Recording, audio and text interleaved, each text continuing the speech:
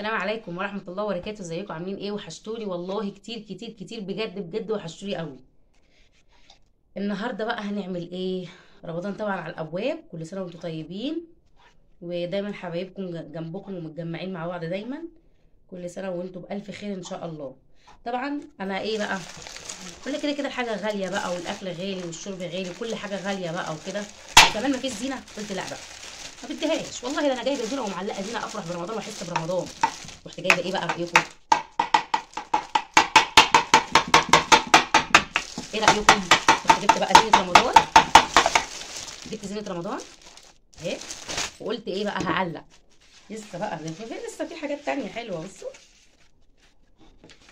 الشريط ده 3 متر، هو بيبقى كده. جبت ايه؟ انا جبت 2 منه. انا مش هعلق في الشقه كلها، انا هعلق بس في رمضان. عايزين نحس باجواء رمضان كده، وان رمضان جاي والفرحه والبهجه. يعني كفايه ان الناس في الشارع مظلمه وما فيش بهجه وفرحه برمضان في الشارع، فيبقى ما فيش في الشارع وكمان ما فيش في البيت. فقلت ايه، يبقى احنا على الاقل خالص ان احنا بس نحس برمضان يعني في بيتنا وكده. فقلت هعلق زينه في البيت، بس انا هعلق في الصاله بس، يعني مش هعلق في الشقه كلها، هي بس في الصاله. عشان هي اللي بيبقى ايه، لما بيبقى فيه ضيف ولا حاجه طبعا بيقعد في الصاله، فعايزين بقى الضيف يدخل عندنا يحس باجواء رمضان وكده، لان الضيوف بتقعد في الصاله. انما الاوض كده كده متداريه ومفيش حد بيدخل الاوض وكده يعني. فاحنا الاوض دي ما بندخلش غير لما بنيجي ننام، لكن احنا قعدتنا في الصاله برده وكده. فقلت بقى ايه، اعلق في الصاله وانتوا هتبقوا معايا وهتشوفوا وانا بعلق او هتشوفوا بعد ما اخلص يعني. بصوا اوريكم حاجه، اوريكم انا هعلق هنا في الحته دي، المساحه دي، لان المساحه ديت اللي هنا دي فيها ستاره، فمش هينفع اعلق فيها. الناحيه دي فيها ستاره، الناحيه دي بقى هي اللي فاضيه. بصوا انا ايه بوريكم، يعني الناحيه دي هي اللي فاضيه، فدي اللي انا هعلق فيها. وبصوا كمان ده لسه في حاجات حلوه يعني. بصوا جبت ايه كمان،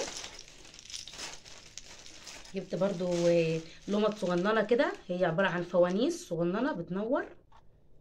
جبت شكل تاني برضو، انا جبت 2 شكل تاني برضو فوانيس برضو، بس شكل تاني يعني برضو بتنور.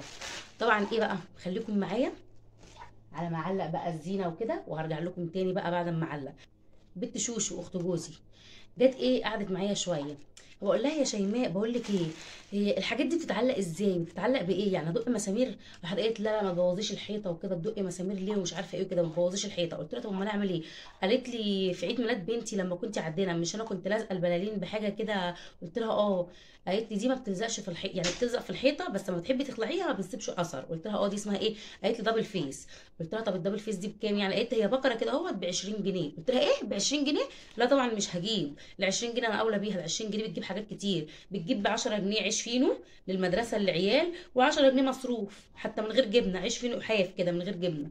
فلا طبعا 20 جنيه كنت بكره عشان خاطر ازق.